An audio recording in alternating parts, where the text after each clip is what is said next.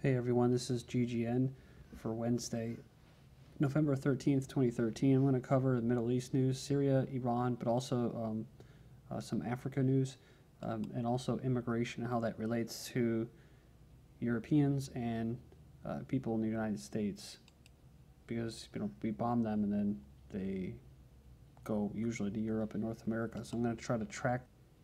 Sweden closes 4 prisons as the number of inmates plummets. So I found this from cryptagon.com, and I'll skip down to the Guardian article. Sweden has experienced such a sharp fall in the number of prison admissions in the past 2 years that it's decided to close down 4 prisons and remand a center. We've seen an out-of-the-ordinary decline in the number of inmates, says the head of Sweden's Prison and Probation Services. Now we have the opportunity to close down a part of our infrastructure that we don't need at this point in time. So this is important. That's all I really need to cover from that Guardian article, because of stuff like this. What's going on in multicultural utopia, Sweden and Norway, and other places as well. But in France, the guys, there's ethnic French that can barely even go into their apartment without getting basically surrounded by a mob of African immigrants and Muslim immigrants. Muslim immigrants get community service for gang rape of 12-year-old in Norway. So the thugs were convicted of aggravated rape, but the prosecutor only asked the court for community service for perpetrators. So they were collectively ordered to pay a fine and given community service.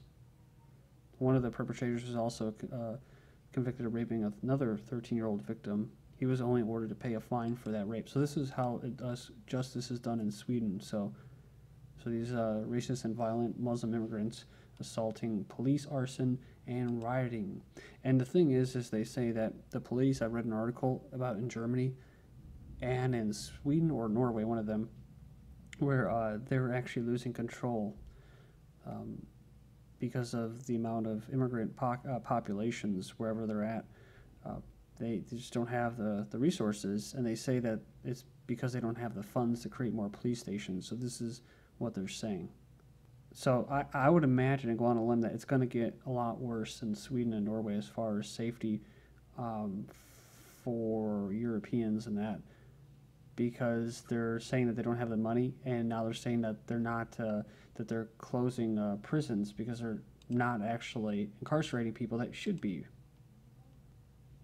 And it was kind of weird the way Cryptagon covered this, because they were actually pointing or highlighting the U.S. incarceration rate being the highest in the world, which is true, and it sucks because many of them are nonviolent offenders. But they're missing the point, right? They're not doing that. They're not closing prisons because there's not enough people that should be incarcerated. It's because they either A, are just willfully not doing it, or B, they don't have the money to take care of all of the immigrants. It says here, North Carolina man has been charged with trying to join Al-Qaeda in Syria. The Pakistani native had an online relationship with undercover FBI worker. He was on his way to Lebanon to join an Al-Qaeda-linked group and he was arrested by federal prosecutors. He spent 5 months posting material on Facebook backing jihadis opposing the Syrian regime. His father says there's no truth in the allegations. So we know they're infamous for the sting operations, but we've also covered this extensively, about these jihadists actually going back to countries in Europe and the U.S.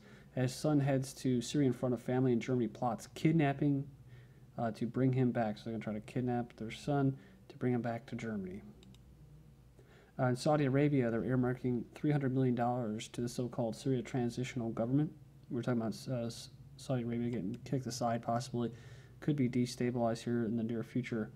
They reported earmarked U.S. dollars of $300 million financing the so-called transitional government for Syria, which is planned to be set up by foreign-sponsored opposition. Then you have pro-Syrian Lebanese Sunni cleric shot dead in Tripoli. This is not the first time that this has happened. This has happened before, where I believe it was in even Lebanon again, but it could have been in Syria, where it was a Sunni cleric that was trying to get peace talks between these guys, between these groups and factions, Shiites, Sunnis, and all that, and he was assassinated by Sunnis. At least they call themselves Sunni Salafists and that. But a a Lebanese Sunni Muslim cleric whose group is allied to Syria's government has been killed in the northern city of Tripoli. Now, it's important to note, because we were talking about just recently about these, Saudi Arabia does go, kingdom does fall, whatever. You could see a swarm of these Salafists that was kind of originated from there, and it'll actually go back to Saudi Arabia, and you'll see like an Iraqi, Syrian type, Libya really type scenario there playing out. So we're talking about them going to Europe and the U.S. They'd also go there. Al Qaeda in Syria has raided a wedding party. They warned against music and singing. And of course, yeah, they're setting up Sharia law, I guess. So they warn the residents that if a music band is invited to a wedding again, the person responsible will be arrested because this is immoral. Moving on, propaganda alert. The Times, I'm not sure which one it is here, but it says here, mainstream media sinks to new depths, saying that Assad snipers target unborn babies in wombs. So, despite a worldwide awakening on the scale of the long-standing propaganda against the Syrian government, the British media is still peddling monstrous lies to the public, casually blaming or placing the blame on the government of Bashar al-Assad. Assad snipers target unborn babies in wombs. So, oh wow, so gunmen aim at women's stomach and shooting game for cigarettes. So this is the first time I've seen this. I was going to cover that because that was actually covered by Al-Manar out of Lebanon. Snipers in Syria target pregnant bellies in exchange for packs of cigarettes. So,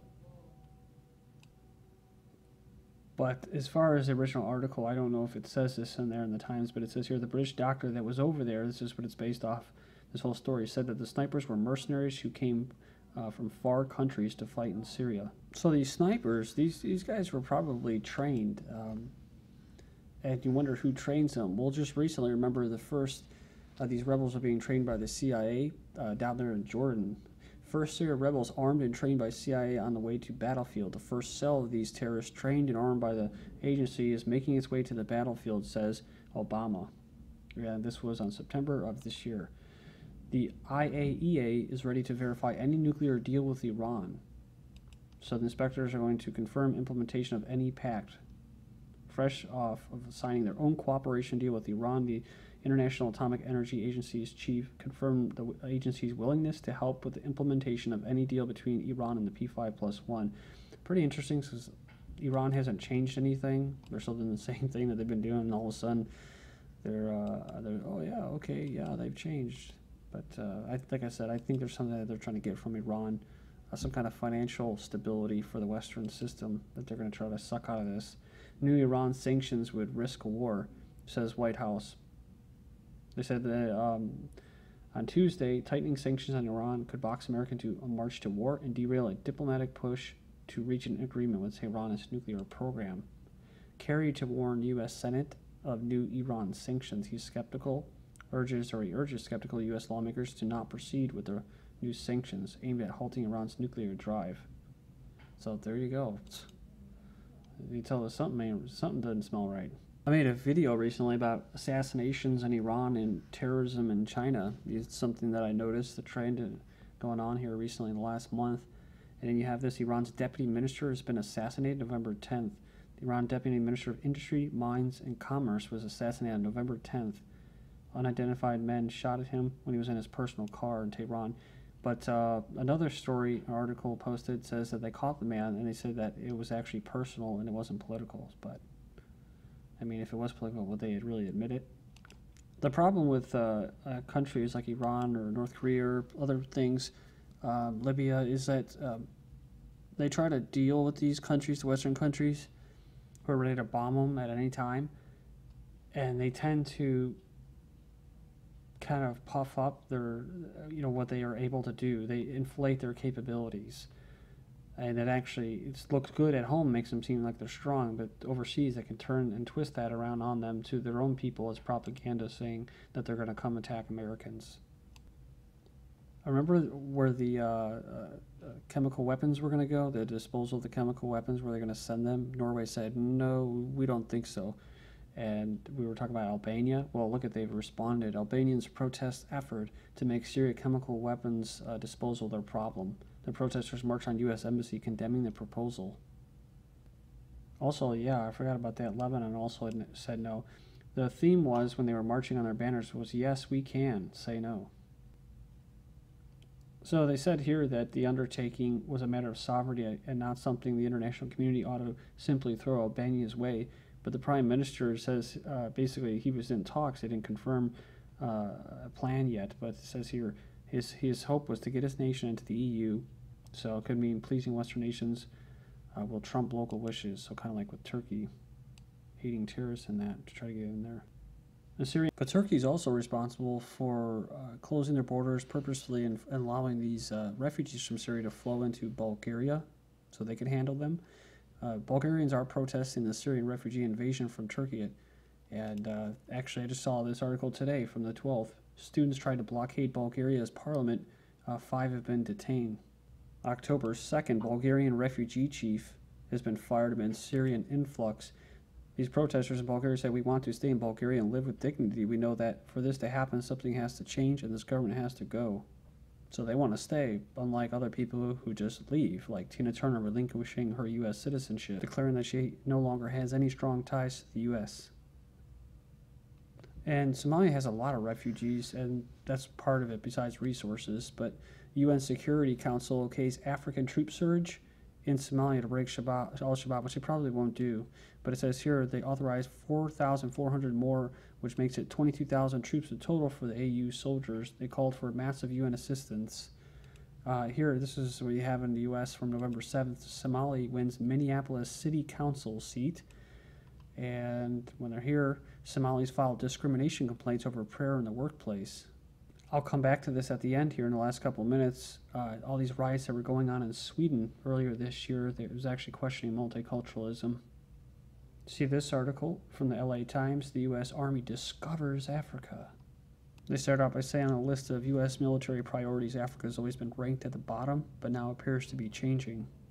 Thousands of soldiers once bound for Iraq and Afghanistan are now gearing up for missions to Africa. They're talking about, are they going to bring 1 million American soldiers? They say it's doubtful. That's why they're going to bring small special forces type and train them, bring in the UN.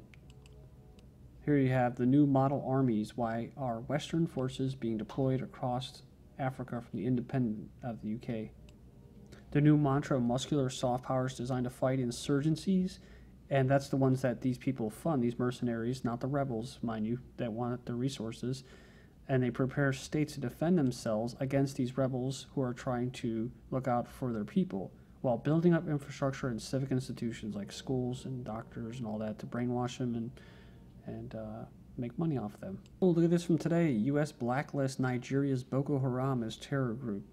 Kind of like in Libya, we just covered the story about a bunch of cash and money being found. That's going to the terrorists that are going to Syria, kind of like Iraq, stacks of cash found.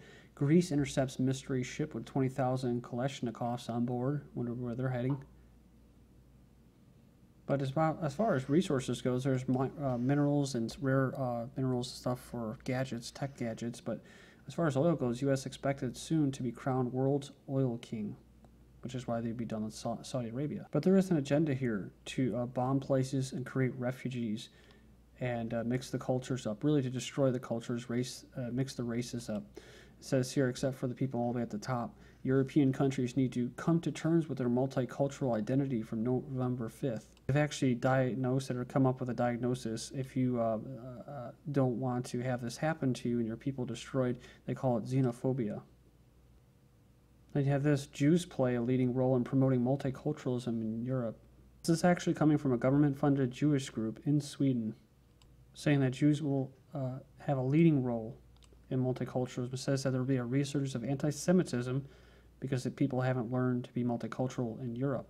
Now, we're talking about ethnic Europeans? No, we're talking about the immigrants who just got there. They're Muslims.